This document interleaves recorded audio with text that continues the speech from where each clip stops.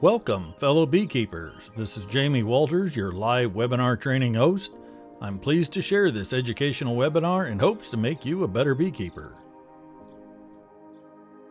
Live sessions are now recorded on the fourth Sunday of each month at 7 o'clock p.m. through Zoom conference call. You're welcome to reserve a ticket at www.eventbrite.com. Search for Ohio State Beekeepers Association's events and click Tickets. Register by filling in your name and email address, and a confirmation email will be sent to you with a Zoom link. Each training session is recorded and posted on OSBA's YouTube channel. You're welcome to subscribe and be sure to click the bell to be alerted each time we upload a new video. Each month's speaker and presentation will be posted on OSBA's Facebook page and on our website at ohiostatebeekeepers.org. You're welcome to subscribe to the live webinar training news group to be alerted at the beginning of each month. If you have any questions, please feel free to contact us at live-webinar-training@ohiostatebeekeepers.org. And now on to our previous recorded webinar. I live in the high country of Colorado, and I work for an organization called the Keystone Policy Center. So the Keystone Policy Center was formed in the mid-'70s, and we bring groups together to talk about intractable or difficult issues. So I do a lot of work in agriculture and natural resources and environmental issues. One of the projects or initiatives of the Keystone Policy Center is the Honeybee Health Coalition. And so I'm a mediator really by trade. There's been a lot of distrust, animosity, just needing people that need to work together in the honeybee space that weren't working together at the intersection of agriculture and beekeeping. So the mission of the Honeybee Health Coalition, the coalition, is to collaboratively implement solutions that will help to achieve a healthy population of honeybees, while also supporting healthy populations of native and managed pollinators in the context of productive agricultural systems and thriving ecosystems. So that's kind of a mouthful. We try to fit a lot in there, but really, you can think of the Honeybee Health Coalition of sitting at the intersection of production, agriculture, and beekeeping, and we think of bees as part of the whole agricultural system. As you all know, bees pollinate 1 in 3 bites of the food that we eat. And so these bees are trucked around the country in 18-wheelers, starting in almonds in February. And then they'll go, in circuits, they'll go to the blueberries, and they do cucumbers and apples and cherries, and they'll do, watermelons, and and probably preaching to the choir here, you all know this, but a watermelon, is white and not sweet without pollination services, without bees coming to that flower. A cucumber is a perfect U until it's pollinated 7 times, and so the more times it pollinates, after 7 it'll get straight. And on and on. Almonds, I mean, we in America and mostly in the Central Valley of California produce 85% of the world's almonds, and that is 100%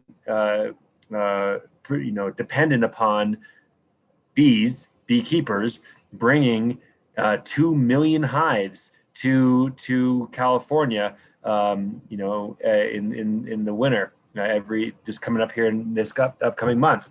So the Honeybee Health Coalition brings those interests together. It brings the farmers together with the beekeepers, knowing that they're both dependent upon each other for a lot of these crops. And for the crops that they're not, such as corn and soybeans, it's really important that those groups are talking, because bees still like flowering corn, and if they get sprayed over with an insecticide, they're going to die because they're an insect. And so really, I'll move through some slides here. So the Honeybee Health Coalition is up to now over 50 organizations. We have the beekeeping organizations. We have the research organizations, U.S. government, agribusiness, the crop associations. So, for example, we have the National Corn Growers Association sitting down with the American Beekeeping Federation, and all of us sitting down together. We have meetings where we, figure out how we're going to have a real impact. And so in 2014, when the group was started, everyone said, there's no real group dedicated to bees and agriculture. There's a lot of wonderful groups doing great work out there, but we need progress, and it can't be meeting for meeting's sake. We actually have to do something, right? So what are we going to do? Because everyone's so busy that we're not just going to keep on going down the same path where it's a lot of lip service and nothing happens. And so the Honeybee Health Coalition was formed. We basically operate, we have 4 main working groups, and then we have a steering committee. And so the 4 working groups follow the P's, pests and pathogens, for his hive management. Poor Forage is our forage and nutrition group. And then crop pest control management is our pesticide group. And then we also have outreach and education, where we go to trade shows, we develop our website, we work with other groups. And so that one, it kind of helps all of the rest of them, making sure that the tools and resources that we're creating are getting out into the world. The executive committee is every sector, so we call them sectors. So there's a beekeeping sector, U.S. government sector, crop association sector, agribusiness sector, research sector, NGO sector. They all get to elect 2 people to the steering committee, and the steering committee does what steering committees do. They guide, make decisions where decisions need to be made, make sure that the budgets, that we're being transparent. 75% of our members provide the funding for this. And so, the EPA, obviously they can't fund an initiative like this, but they still participate in ex officio status. But everyone else, whether you're a smaller group or a very large business, you can give a little bit or a lot, but we ask everyone who can just contributes a little bit, and that's what helps keep the trains running on time. And so what I'd like to do today is go through the work of the coalition and just tell you a little bit about it. But then I'm going to transition. No one wants to sit here for 45 minutes of slides. And so I'm going to transition to the website, and I'm going to walk through all of the things that we create for beekeepers. I imagine most people on this call are beekeepers. While you may be interested in the other things too, I'll do slides on a few things, but then I'm going to turn to the website and go through it. And so I will say I'm not a beekeeper. I've learned a lot about bee health in the last 6 years, and just the wonderful people that are beekeepers and have told me these are the issues that we deal with, and this is what we need, and we've tried to be responsive to that in creating it. Everything that we've created is free. It's we don't have boots on the ground, so we have our members, but I we don't really run educational workshops or anything. We just provide information for people to use as they will. I will say that we are agnostic when it comes to technology, organic versus non-organic, but one thing that we're not agnostic about is the need to treat if you're over thresholds for pests and pathogens. I would almost say we are we don't think live and let die beekeeping is a good way to keep bees. And so, but everyone has their different opinions. But that's our opinion, is that you don't have to use synthetic treatments, but you got to do something to be a responsible beekeeper. But let me go through this, and then I will stop midway. Jamie, I'm not sure. Maybe I'll go through this, and then I'll stop for some questions, and then go into the website. That sounds good. Well, so we have because I don't want to have people hold all their questions. It might be a good way to do it. All right. Okay. So forage and nutrition. So really, this is a group that provides recommendations to the federal government on how to make the federal programs better. So you have the CR Conservation Reserve Program and others that will pay farmers to put in forage. And a few of these programs like CP42 and CP25, they are specific to pollinator health and also monarch butterflies. And so we have people around the table that help them make the better. How they're talking about what species do you want in the seed mixes, and what is your your rate of how much you want to put down, and so we provide information to them, and we come together for recommendations. We have supply chain outreach, and so we're talking to a lot of different companies about how you can get forage on your land, on their campuses, for example, and also how to get forage onto croplands. So what are those areas that a farmer may have that are not that that don't have high yields, that they could actually turn to pollinator forage and actually turn acres that are red, that are not making money, to acres that are making money by enrolling them in these federal conservation programs. We've done beekeeper interviews to identify recommendations for nutrition.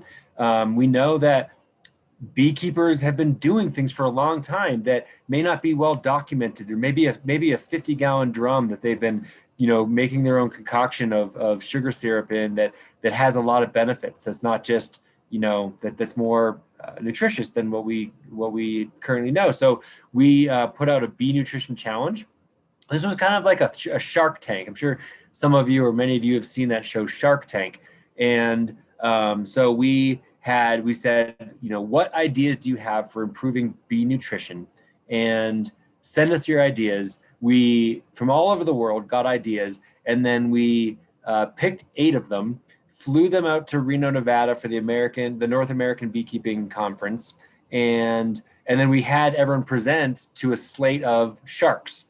And those people, we eventually awarded money, $50,000 to 4 groups, and to continue to do research. And so that's been really interesting. We also have something called the Bee Nutrition Challenge, the Bee Integrated Demonstration Project, and I'm going to talk about that in a little bit.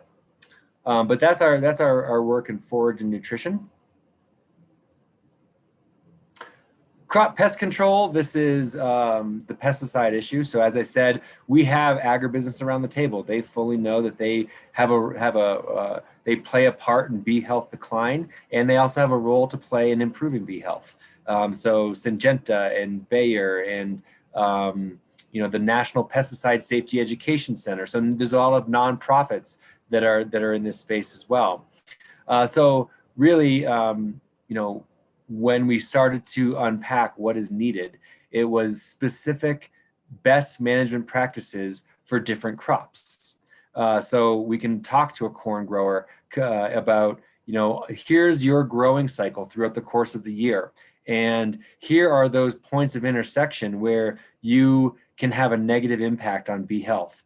That's when you're planting and your seed has coating on it, and if you don't use a lubricant, then your off gas from those seeds rubbing together, it can be really just destroy nearby beehives and also kill native bees. And so that's a point of intersection that as you're planting in one of these air planters, you need to either put one of those an exhaust that points to the ground, or use talc or other more advanced lubricating products that keep the seed products where they need to be. So we've done now BMPs, best management practices, for corn, canola, and soybeans, and we're looking to do them for other specialty crops. They've also been done for almonds. The Almond Board of California did some, and they have reduced fungicide use during bloom by 75%. And so, it's important for crops that rely on bees, but I feel like sometimes those groups already know and that are a little bit more proactive. And so it's those crops that don't rely on bees, but it can still have a negative impact on them, that we've begun pulling these BMPs together. Another time, of course, is if you have a pest pressure that you weren't expecting. You have some some kind of aphid or something, and you have to just communicate with the beekeepers that are in the surrounding areas, so that they don't get decimated. We have a pollinator focused continuing education model for crop consultants and advisors, and so a lot of times farmers, they rely on crop consultants to tell them, what they need in terms of pest protection. And so those guys will go through their fields with nets, and they'll figure out what kind of bugs there are. They'll dig in the ground, the soil, and find that they have different worms and things that are attacking. And so they, those people have a lot of trust. And so they have to get certified. And this is also for applicators, people that fly airplanes over the crops and also drive, rigs through the crops. But they have to get certified to do their job every 3 years. And so we have a pollinator and honeybee specific course that they can take that they get credit for towards their CEUs, right? Continuing education units. A lot of different professions have this, and so now they're learning about bees and how to keep them safe while also keep doing their jobs. So that's been really successful. That's been going on 3 years now. We also have an incident reporting guide for suspected pesticide exposure. So if you think that your bees were hurt by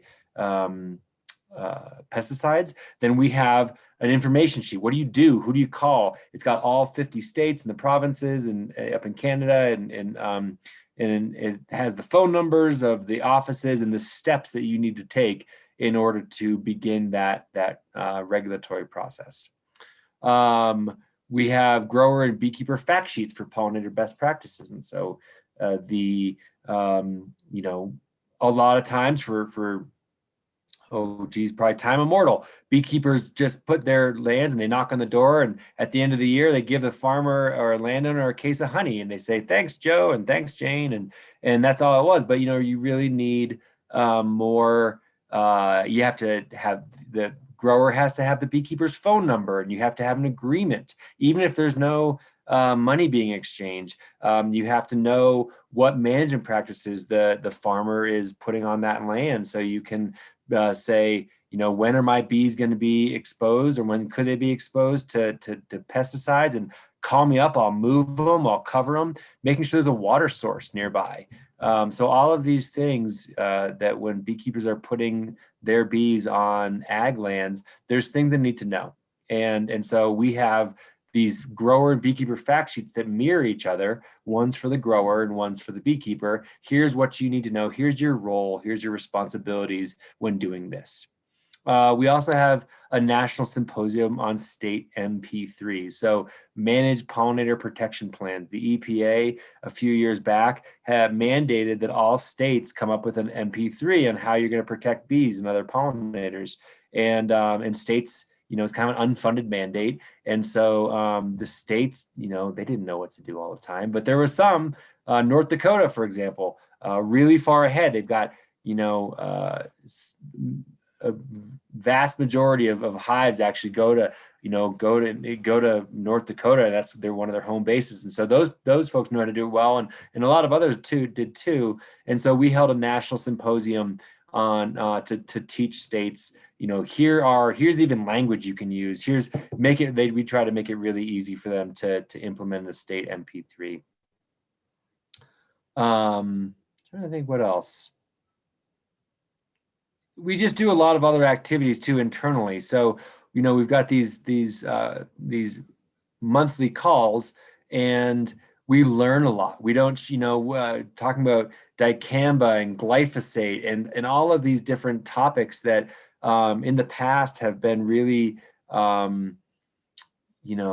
emotional and hard, and people get really angry. And so after a number of years, we have these talks between the national and state beekeeping groups and the agribusiness, and just building understanding on these really hard topics so that we can continue to work together. So, I imagine you all know, or could understand that, these meetings, when we first started them, were really contentious. And we've built a lot of trust, and we've worked together on a lot of initiatives at this point, and we've built relationships. And so that's one of the kind of the intangibles of the Honeybee Health Coalition is breaking down these silos and barriers, and getting traditional, I don't want to say enemies, but groups that didn't see eye to eye, and have them sit in the same room together and work together. That's been kind of an intangible product of all this. And so the Bee Integrated Demonstration Project, it pairs beekeepers and growers together to implement best practices among all the 4 Ps. And so we have 6 beekeeper grower pairs in North Dakota, and we put all of the practices that we're asking people to do on the landscape.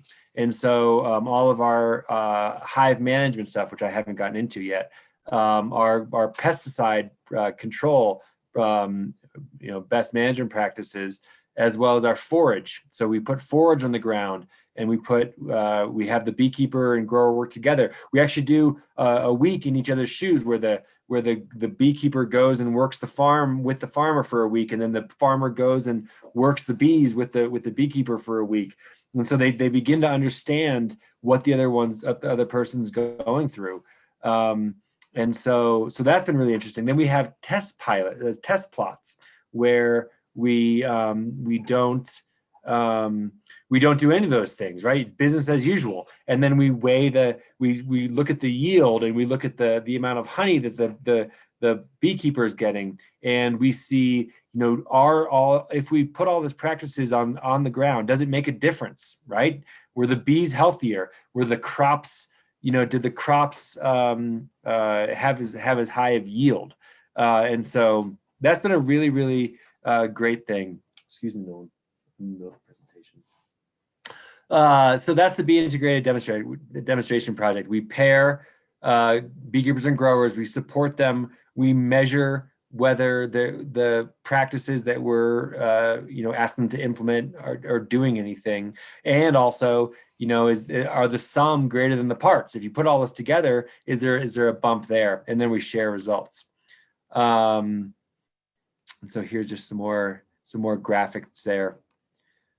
We found that there's slightly larger colonies, increased pollen diversity in the bees' diets, and so we're measuring all this stuff. We're doing pollen samples.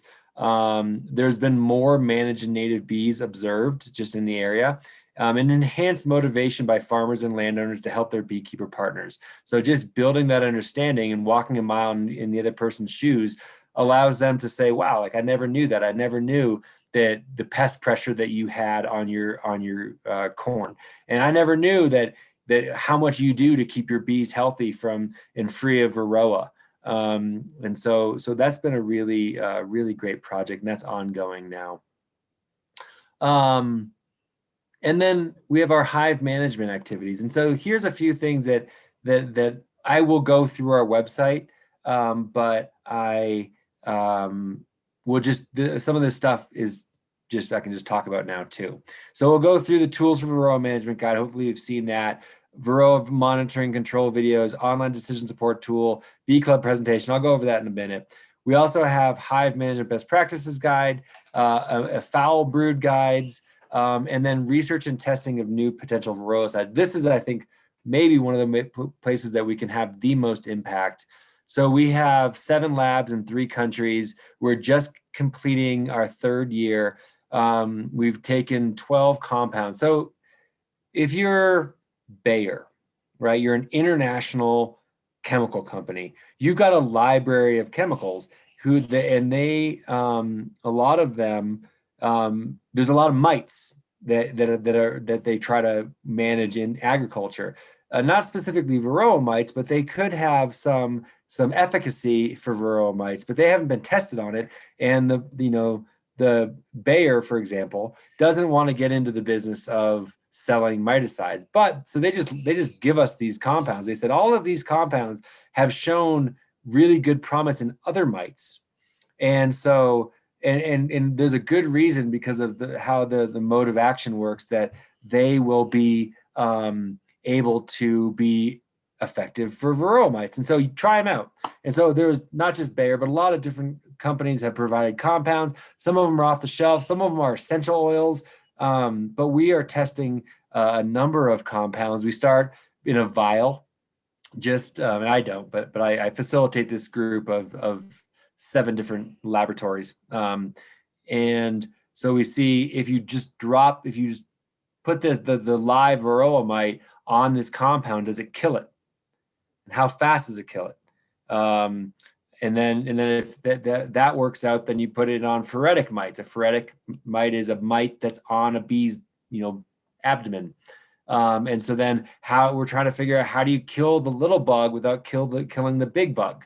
And it's actually very difficult to find that product and to formulate it in the right way in terms of dosage and concentration, so that it doesn't kill the big bug, but it kills the little mite. And then we do cage, and then we do full hive trials. So we are going into our 4th year now, and looking for some funding. But the work will continue. We're finding great products that have a lot of efficacy. We know that Amitraz is, resistance is already beginning to show. It's not widespread, but there is a time limit where, like Coumaphos and fluvalinate and others, that they will become less effective, especially as there's off-label use of them and with tactic. And as they're becoming less effective, beekeepers are increasing their dosage and frequency. And that's just a recipe for resistance. And so this is something that takes up a good amount of time in doing all this testing among all these labs. Here's just a summary slide, and I'll leave that up while I take some questions on that stuff. Does anybody have any questions as of yet? Please put it in the chat text box. And I'm not able to see the text, so Jamie, if you could, all right, if you could read it. Yeah, 1 second, I can set you right up.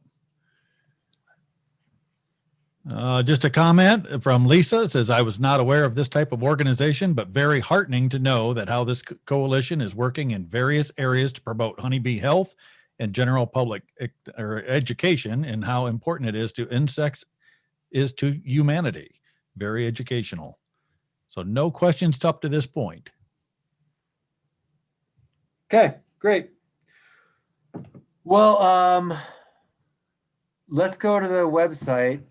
Here's my contact information. I can put that up again later, but it's mulica@keystone.org. And now let me see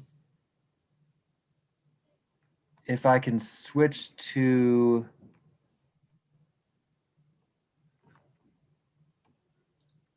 here. So our website is honeybeehealthcoalition.org. Jamie, can you let me know if you can see this? Yes, sir. You're good. Okay. So, most people come to our site knowing that what they want, but some people come just saying, well, I've heard about honeybee health decline. What's going on with this? And so we have the information on the situation. There's a video about why bee health is declining. There's about the coalition where you can see our lists of members and our charter and, all of our, behind the scenes stuff. We're very, very transparent about how we operate and what we work on. Really an important part of being a mediator is just being open and transparent to the world. And so you can find out that and how we help bees and how you can help bees. But I'm going to go to Hive Management now, and I'm just going to walk through a variety of our resources. And so I think some of the places where we've been most successful is in our Varroa resources. And so the first thing we did was we came up with the Tools for Varroa Management Guide. And so the Tools for Varroa Management Guide is, I would say like, I don't know, 20, 30 pages. And so this guide goes through about Varroa, it goes through integrated pest management, about Varroa mites, how do you monitor? So it goes through the sugar shake and alcohol wash, the steps to do that, recommended sampling, and then it goes through all the control methods. So, we have tables, and maybe I'll just go to this, but it's all on chemical controls, non-chemical controls, and then how do you do these things? So just skipping down here, you can see, here's the population of mites versus the population of bees throughout the annual cycle. And at the very end of the guide, we have recommendations, and then we have tables. So here's one on Apistan. Here's one on checkmite. So name, active ingredient, mode of action, treatment time, use of frequency, when do you use it, how effective is it, when you should use it, when you shouldn't, advantages, disadvantages, and finally a video. And so, we produce this guide. I mean, this thing is downloaded 75,000 times a year from all over the world. It's been downloaded to, half a dozen languages, and people like it a lot. It's free. As you can see on our website, it is available in color and black and white. So if you can't afford to print it up in color, but use it. It's not treating for Varroa. I heard a great analogy the other day. It's, if you had a dog with mange, you'd never just let the mange go and not treat the dog. It would be an irresponsible dog owner. And that's just the same for Varroa mites. If you don't have Varroa mites, you will within a year. If you're over threshold, which is 3 for every 100 bees, then you have to do something, or else Varroa will just take over, and then you'll be a vector of disease for other hives around you. So as bees are coming in and absconding with honey, they'll pick up Varroa mites and take them back to their hives, or just at the last dying gasp of a hive, they'll send out the last remaining bees, and they'll go to other hives and spread Varroa mites. And so this is well documented that that Varroa is bees' most pervasive pests, and really carry a lot of disease that will kill a hive. So people said that trade shows a lot. I'm talking to beekeepers, and they said this is great, but it's still really complicated. Like, I can read those words, but what should I do? I mean, how do I do this stuff? And so we created 12 videos. Will Varroa kill my bees? And that is an interesting one. I'm not sure if we can play it, but you can play it. It's the president of the Apiary Inspectors of America and the president of this organization called Project Apis M, and they are talking about Varroa. I think it's maybe a minute and a half long, but really worth a read or a watch. Integrated pest management, and then sampling methods, and then essential oils and Apivar, and it goes HopGuard. It goes through all of the treatments that you can do if you find that you're above threshold. We also talk about cultural techniques, and that's like requeening and drone brood removal, screen bottom boards, and the like. And so check them out. They're short. There's so much bad information out there on the internet that is not helpful and is teaching beekeepers incorrect methods and things that don't work and may be expensive. And so this is well vetted, high quality, true information that you can rely on and depend on. So once again, all free, please access it.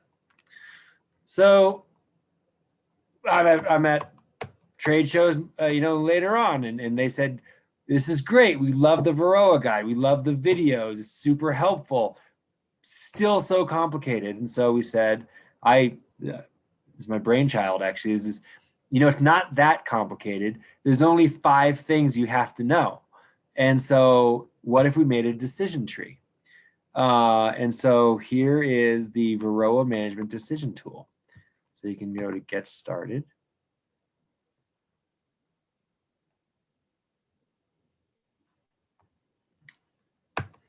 Do this all mobile friendly, although most people don't buy the Varroa products that they're gonna be using when they're out in the field, but it is. So you just welcome, click next, and it says this tool will walk you through the decisions you need to make.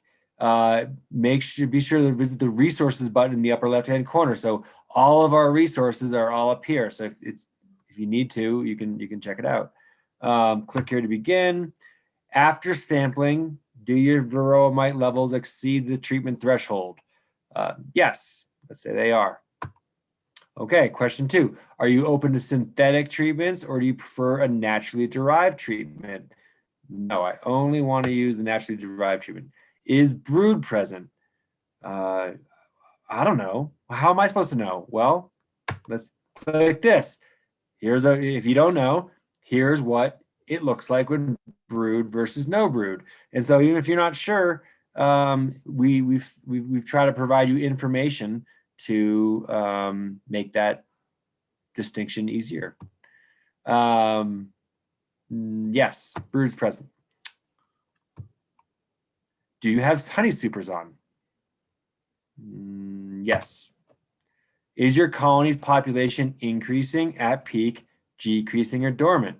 So, this is generally the summer. This is, as you're approaching, late summer, fall, depending on where you are. This is, getting into, I'm not a beekeeper, so you guys probably know this better than I do. This is,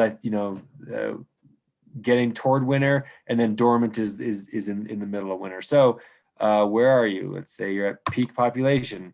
Okay, these are your options. Mite Away Quick Strips, Formic Pro, and HopGuard 2. If you click on one of those, up pops the table that tells you everything about it. Here, click on that. Here's the video on how to use it. So we've tried to make this fairly seamless and easy to use, but I think you'll like it. Try it out. We try to take some of the mystery out of this. All right, go down a little bit, back to here. So I believe that's all of our Varroa tools. We also have host an evening club program. So for all of you people who are part of a bee club, I hope you all are, we have all of these slides that show not necessarily how to manage Varroa, but how to use all the tools that we've developed. And we have no pride of ownership. I mean, take this presentation, it's PowerPoint, take our logo off it and put yours on. I mean, I'm good with that. It just the point is to get the information out to people. And so, or if you don't feel like you're an especially good public speaker or makes you nervous, we have someone giving the presentation. You can just play it. You can just play if you have a screen. The world of Zoom these days, just play it. And so all of this is aimed at taking something with controlling and managing Varroa, which is complicated, right? It's not super straightforward, and making it as simple as possible and explaining the tools, explaining how you rotate among the tools, and explaining how to monitor your hives and see if you're above threshold. I mean, you just cannot stress enough how important this is. All right. So what else do we have here? We have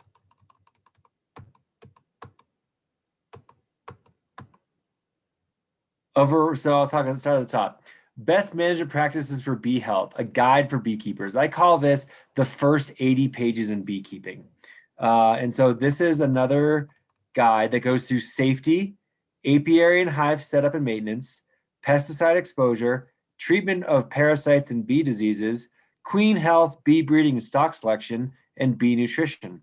And so this is an 80-page guide, once again, free, downloadable, that just in a lot of nice pictures, and it goes through, let's see, I'll go up a little bit.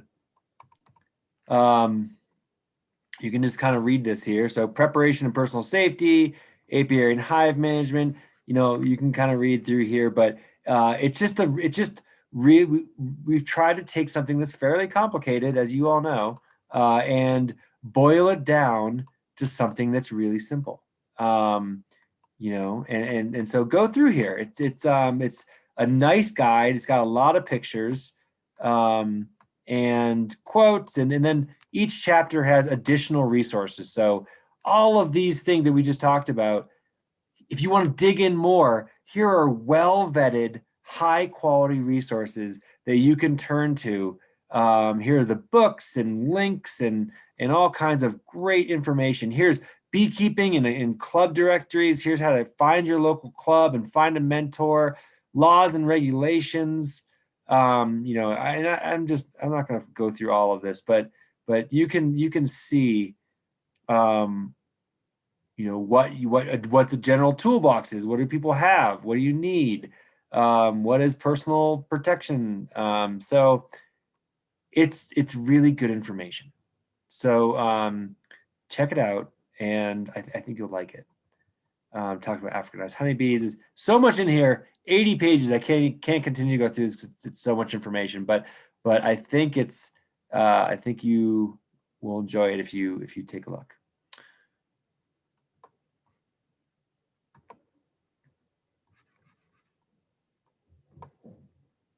Okay, foul brood. We especially know now that the U.S. government requires veterinarians to provide antibiotics if and when you have foul brood present, that veterinarians didn't know that they were going to be working on bees. And so it was confusing and hard. And so we came up with this 4-page guide on American foul brood and European foul brood. And just like our other guides, it's just trying to take something that's complicated and boil it down to something that's easier to understand. So we have about American foul brood and European foul brood. And then we go, all of our stuff has a lot of pictures, how to confirm AFB. So we have all the information, what to do if you have American foul brood. Same thing with European foul brood, how to confirm it and what to do. And then the pictures of what this all looks like. So, you know, use that, access it. We would love to have you go to not get foul brood, but if you do, here's what you do about it.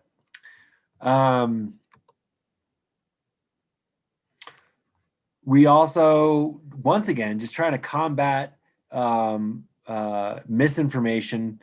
We have a whole page that has hive management additional resources. So there are a wide variety of information resources and scholarly articles available regarding honeybee health, and we have gathered and collated and vetted and really put together a great selection of information for you. So the complex life of honeybees is just a great document. Beekeeper instructional videos from the University of Guelph, incredible. nutritional resources, hive management resources, including our own, but there's just a lot of other universities out there that have put together this stuff. And so we've just curated for you all of this great information, additional pests, disease resources, pesticide resources, and then annual bee health data. So connecting to the Bee Informed Partnership and the NASH, the National Agricultural Statistics Service.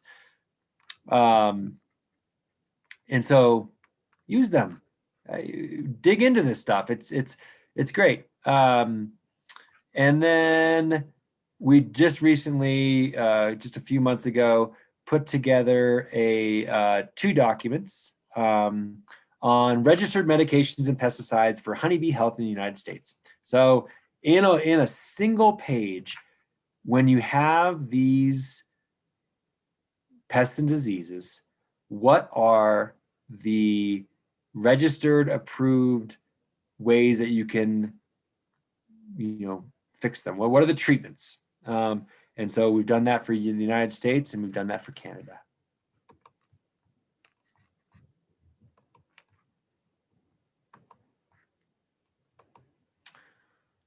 And then finally, this other column over here is testing of new potential Varroa, which I already talked about. And so that's really what I wanted to go over with this group, is just, what we're doing in pesticides, poor forage, and then just for this audience, because you're all beekeepers, what are we doing for hive management? Because I figured that would be of interest to you. I'm open to questions, and thanks so much for your time. Thank you very much, Matthew. A few questions for you. From CK, is there an effort to bring coumaphos and fluvalinate back now that their uses have been decreased over time? Yeah, so there's something called Rebound Efficacy, right? And so fluvalinate and they both of those products, they were very much ineffective after about 10 years in use. And now you can use those, and they have shown some efficacy, but it's gonna, it depends on your hive, but it's not gonna be the 95% efficacy that we're seeing with Amitraz and some of these other products like HopGuard. It's gonna be more in the 50, 60, 70% efficacy. But yeah, it's certainly coumaphos and talfluvalinate can be once again put into your integrated pest management cycle, but you can't rely on them to use every single time. The mites will show resistance to them. But yeah, certainly use them in your rotation. All right. Galaxy Note is asking, how does your group differ from the Bee Informed Partnership? So the Bee Informed Partnership has tech transfer teams that are on the ground and help beekeepers by monitoring their hives and sending off their bees off to labs that have died to see what kind of pests and diseases they have. And so we are more a national organization that provides information and things for beekeepers to implement on their own, whereas the Bee Informed Partnership, you can pay to have them come in, their tech transfers come and monitor and test your hives. The Bee Informed Partnership also does the annual survey. So that's the survey that asks beekeepers, how many hives did you start with? How many hives did you end with? What are your management practices? Well, what's your loss rate? And so they are gathering that information for how we're doing on a national level every year. All right. John Betts is asking, regarding pest control, where do we find the grower and beekeeper fact sheets that the incident reporting guide for the suspected pesticide exposure?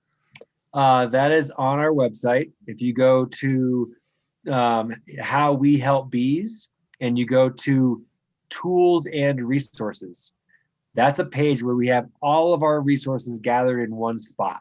That'll be your fastest way to get there. You can also go under the crop pest control page, but if you we're actually redoing our website because there's so much on there that it's sometimes hard to navigate. It's not very user friendly. It was, but then now after 4 years of creating stuff, it just got all these octopus arms, I like to call them. And so go to tools and resources under how we help bees, and you'll see the grower and beekeeper flyers. All right. Nate's got a loaded question, and this is one that's been around for a long time. Will the treatments for Varroa mites do anything to my honey?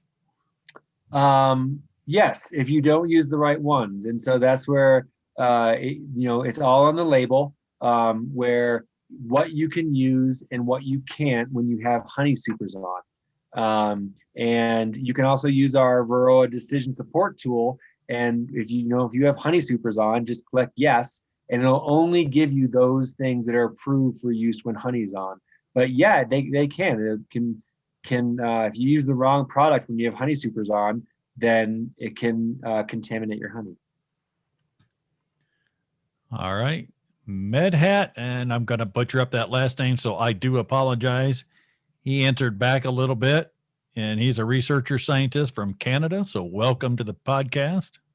Medhat is one of our researchers who is on our VRTT, our Varroa side testing team. Okay. So just a brilliant scientist and researcher. So I would give a lot of credence to what Medhat says.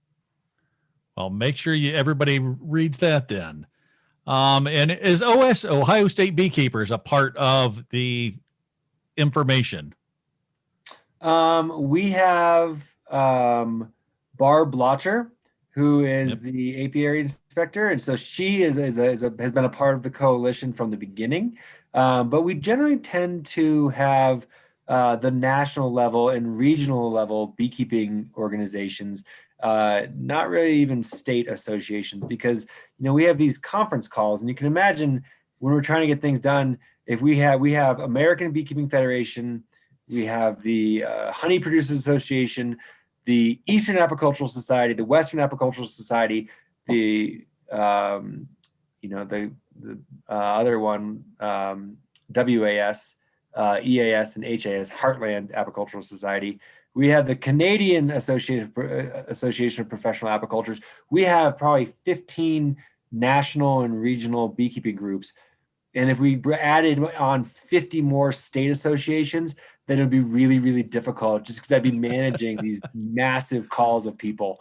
And so we're open to input. We do have the Eastern Missouri Beekeepers, because that person just happened to be there from the beginning and engaged. But we really just try to stay at that national and regional level. But we really appreciate everything that you all do.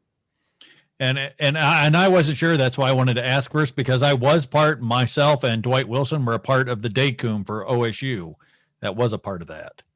So that's interesting. Other question from Andrew. What is the coalition doing to help beekeepers stick with lab protocols? For example, the only OA legal is to use the miticide. With us is Bipolarix. Most hobby beekeepers go down to the local hardware store and never see the label, and that is true. That is true. AP Bioxyl is the new oxalic treatment that's out, that's been registered. All of our information just discusses the need to stay on label, and why, and for the health of the bees, for limiting resistance over time, and also for the health of the beekeeper. And so, all we can do is reiterate those messages and just drill them into people. Whether you're going to go down and use shoe polish or whatever wood bleach, that's up to you. But I don't recommend that. And I want to push into this. Make sure you're following the PPE for the chemicals or what you're using. So if it's a respirator, don't just use the off the shelf paint respirator. Remember, it's an acid. A little bit of water is not going to kill you, but I throw you in a pool, it could kill you. Same way, it's a natural product, but also it is an acid. So please take the PPE precautions. From Galaxy Note, are there any compounds that your group is testing to check or to treat Varroa looking promising? If so, which one, and is there a website? Yeah, so many, but I can't tell you. So the problem is in formulation and then registration, and in making sure that when we do find the next great tool, that it doesn't become quickly, that mites don't quickly become resistant to it. So you could find this thing that's amazing, but if you don't do it right, if you don't put the right dosage on and the right mode of action on the right strip and have the right time release, then it might knock down mites for the first 3 years, 5 years, but then you lose it because you haven't done it right. And so if we let you know all of the compounds that we're working on that are proving to be really effective before they're ready, and people just start using them and however they want, then we could really not have a tool that we can rely on over the long term. And But as soon as we know, as soon as we're working on it, so it's my number one goal, and so know that we're working as hard as we can on it. And Medhat, happy retirement as the Alberta government bee specialist. Hopefully you stay around with bees for a long time. From Tim, is it being suggested that we use the Api Bioxyl, or as long as we use the 99% OA? I think you have to stay on label, but I know that there's not a lot of oxalic acid that's out there, and so I think if you're using 99% oxalic acid, that it's probably fine. I know perhaps Medhat knows more, but I think if you're using 99% oxalic acid, that's as good as you can get. Okay. And he asked, let me clarify my question. If one has an intent at some point to sell bees, can other sources of pure OA be used to the label and still be compliant? Yeah, I'm not really an attorney, so I don't know. No. But I think, as I said, I don't know that it gets much cleaner than 99%. And there are a number of products out there that are like AP Bioxyl that are registered. So does anybody have any other questions for Mr. Matthew? And I want to stand behind the Honeybee Health Coalition. If you look at my page, Honeybee Health Coalition, when I teach, Honeybee Health Coalition's at the top. I refer this to everyone. Ohio State Beekeepers, we actually took their manual, their 30-page manual, put our page on the front with their permission, and we actually produced it. I bought 100 myself as a county inspector to give out to my people that I train and that I mentor with. I do it beginners and in advance, and those people know I monthly, and our club, when you come in, you have to put your name on the board and your mite count. So a lot of you can jump in and testify for that, but I'm a little bit of a stickler about that as a county inspector because we don't want mite bombs.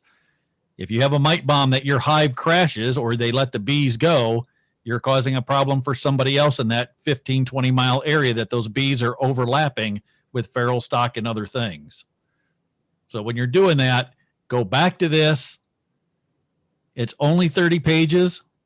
Download the guide. I cannot express it enough. A lot of the questions are in there. If you get lost and you're not that kind of person to sit, ask questions, use a highlighter, and go down through the videos. There's a lot of people that, I want to watch the video and see exactly how they're doing it. This is the best page. I was very honored when Matthew accepted to talk because I went from losing 50 and 60% of my hives down to less than 10%. And I will say this, and I'll toot my own little horn. Black Swamp Beekeepers in Northwest Ohio region, when Ohio State lost over 40 to 60% of their bees, my county lost less than 16.16% of bees in our county. And that's from good beekeeping, staying on top of it, staying on top of the mites, and being a little bit diligent, and then kind of having a hard ball like myself. So we are coming out with an 8th edition of the Varroa guide in the first quarter of next year, and that's just to update things that new products that have come out. HopGuard 2 is now HopGuard 3, and Formic is now Formic Pro, and there's different things that are available in Canada, and so know that that's coming down the pike as well. one other plug that we are developing.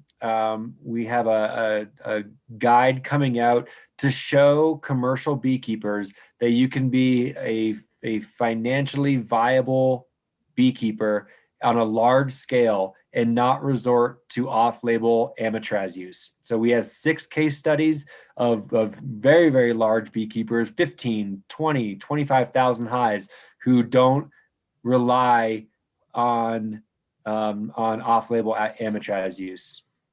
They might, have it for an emergency. It's not like they'll never ever use it, but it's not part of their integrated pest management strategy because of the potential for resistance. Yep. CK is asking, he missed the intro, so a little bit about your background again. Yeah, sure. So I work for the Keystone Policy Center. I'm a mediator and a facilitator. So I have a couple degrees and a master's degree in conflict resolution, and I bring people together to solve intractable issues, such as the bees are dying. All right. And can you clarify the metric for the bee or for the hive loss? Excuse me. Well, there's usually people talk about overwintering losses and annual losses. So that's the metric most often used when you're talking about bee losses, and that's a percentage of your hives. I think that's probably the question. I'm not sure. Yep. And the Be Informed, when you turn around and put out the yearly survey, it'll come right down to your region. And you can turn around and see what the average hive loss or colony loss is in your region and across the U.S. Mm-hmm. There's also an app called Mite Check. Mite Check. I think it's free, or maybe it's like 99 cents, but check that out. That's a really good app. Okay. I'll put that in the notes. Great. Thank you so much, everyone. Go Browns. Thank you very much, Matthew.